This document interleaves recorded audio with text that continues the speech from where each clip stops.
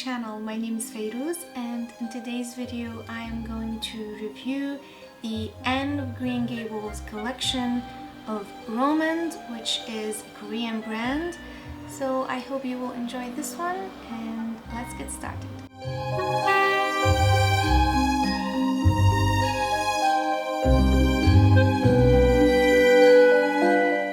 In this collection you will find a lot of beautiful makeup products, including lip tints and cheek products, eyeshadows, and also cushion foundation. Now these products I have been testing for almost a year now. This particular collection includes 8 lip tints and 2 blushes, plus 2 eyeshadow quads or palettes, and also a range of cushion foundations.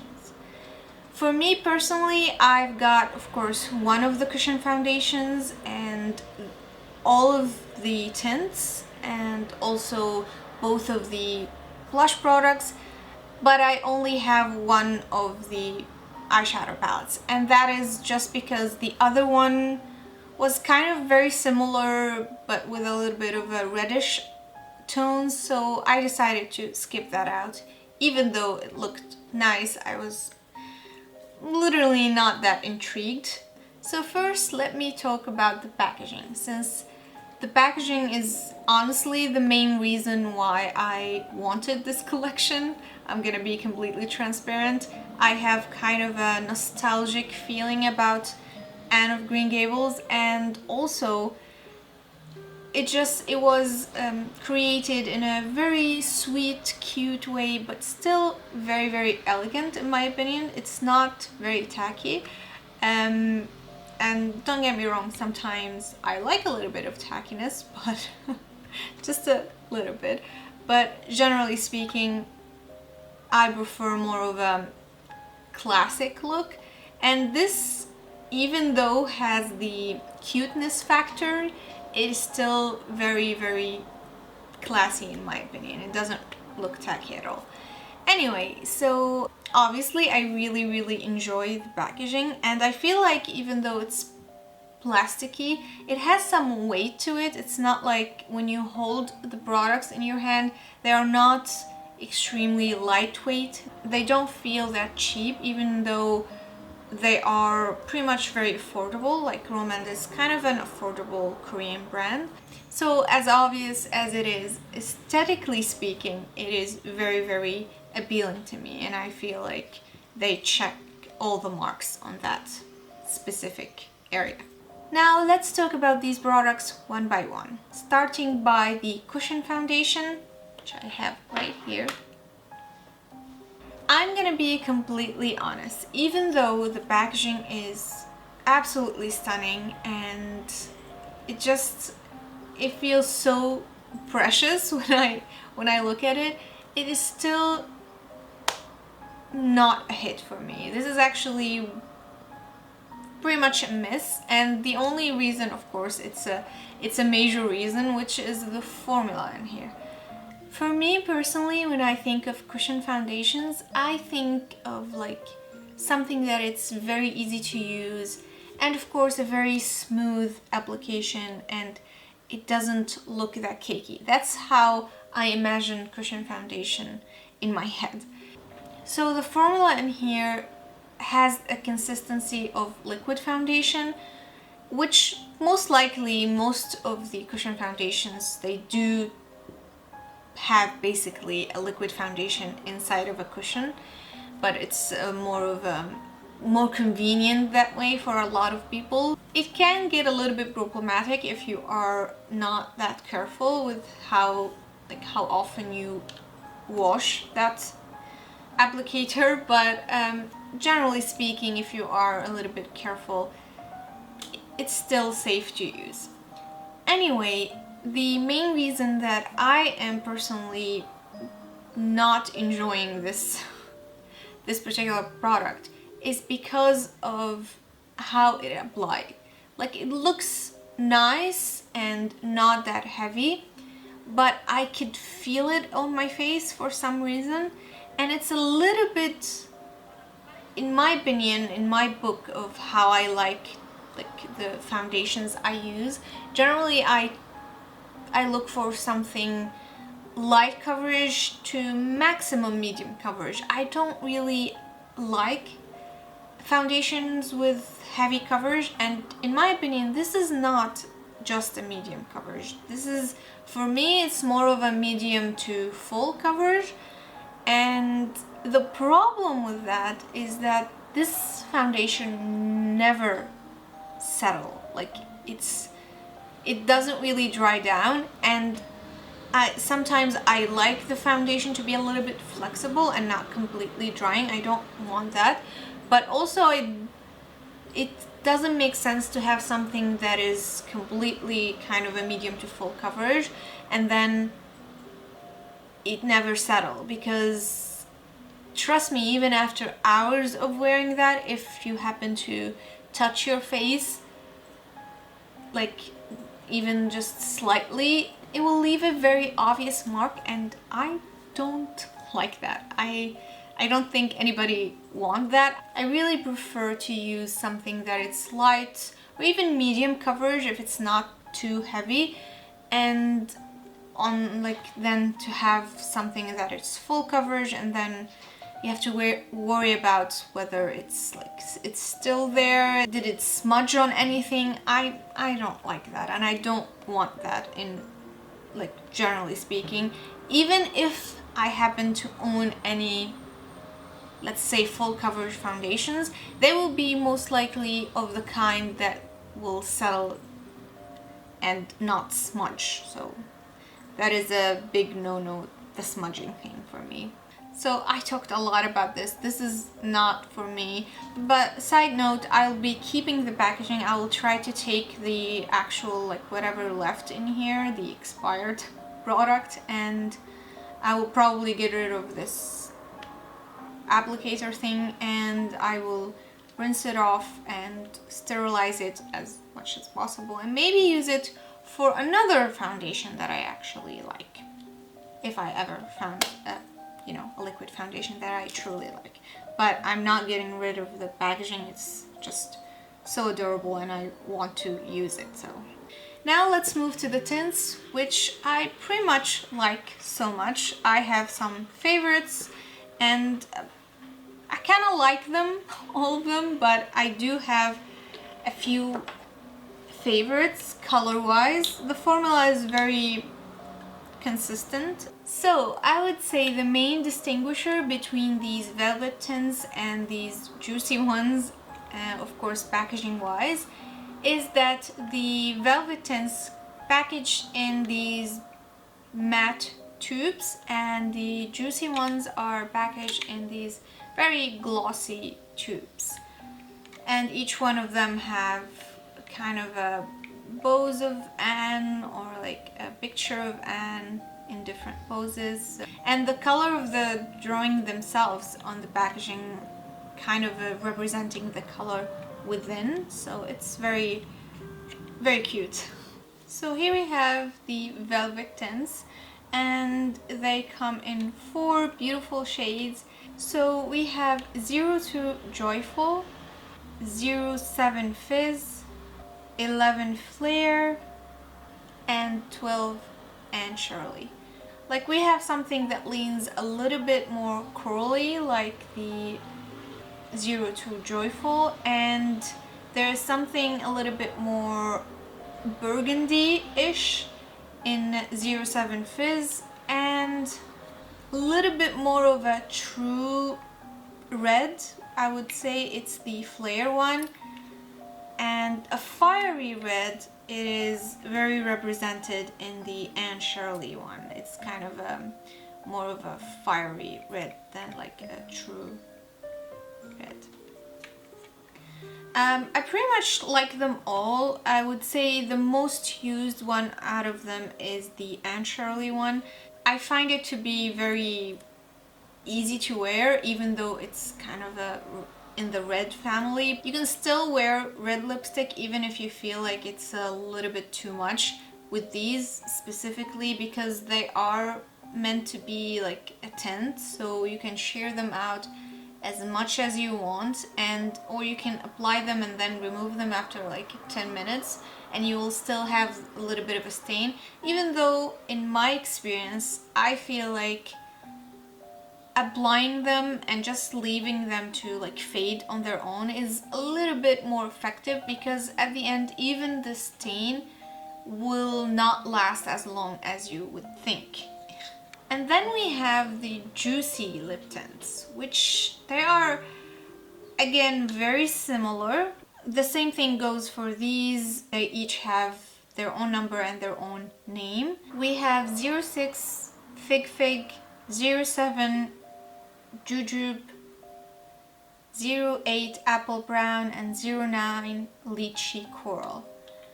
And we have something that it's very muted coral shade, and you have something that is kind of a brown tint with a hint of coral as well, which is the apple brown. I find it to be more of a coral than an apple, but then this is very muted. Now Jujube and Figfig are, I'm gonna call them just number 6 and number 7. It's much easier this way. Now the difference between these two, a little less distinguishable, specifically once you apply it on the lips, I feel. I would say that the number 7 is much more kind of a lighter grayish pinkish mauve, and which is a long description, not very accurate, but anyway.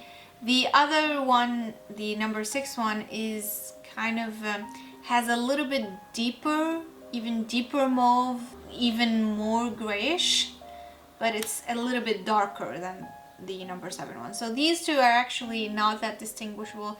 Still love them though. So my personal favorite color-wise, it's the Litchi Coral. I love this one a lot. It's actually the one that I'm wearing right now, of course, as a tint. I have been wearing this for the past 3 hours, I believe. I'm wearing this over a lip liner, so it lasts a little bit longer this way. Let's talk now about my favorite of this whole collection, which are the blushes. I definitely prefer cream products over powder products, specifically in blushes. I really enjoy cream blushes. So actually don't have that many powder blushes, but after getting these I start to get more into powder blushes. Like, it's obvious because they kind of help me understand the powder blush even more. So they call them Better Than Cheeks, and I have here the Apple Chip and the Pear Chip. The Apple Chip is more of kind of a corally pigmented type of cheek products, which I absolutely appreciate and I loved for a long time, because I actually got this first and then after a while I got this. But once I got the other one, which is the Pear Chip, I just couldn't stop using it. Like, it is amazing. It's very light, it's barely there, it's barely noticeable, but for my skin tone it is kind of the perfect nude shade, in my opinion, as a blush, of course. Now I have a bone to pick with Korean brands in general. Like, they don't really, speaking of shades of course, they don't really have a good range of shades, specifically speaking when talking about foundation range. And I know a lot of people would say that they do that for their, like, it's for consumption in Korea, for the beauty industry in Korea and for Korean people.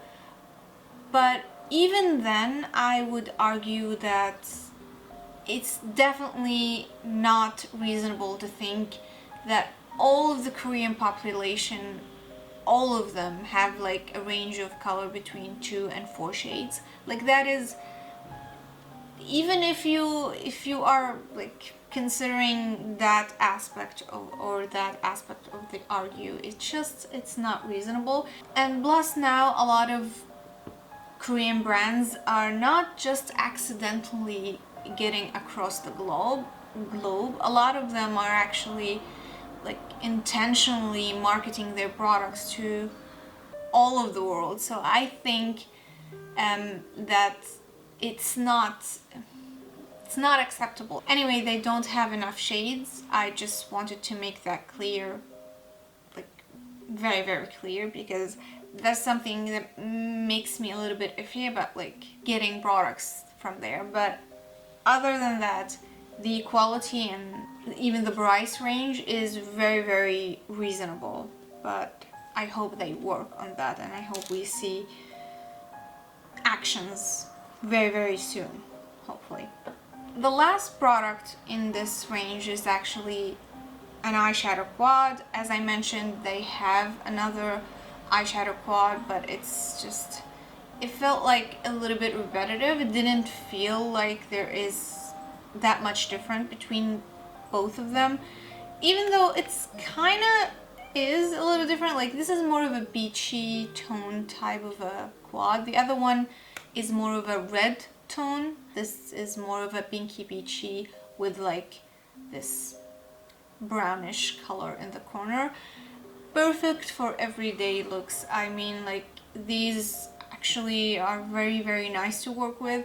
If you are used to more of a pigmented type of an eyeshadow, maybe you would be a little surprised if you try Korean eyeshadows. But I'm personally pleasantly surprised.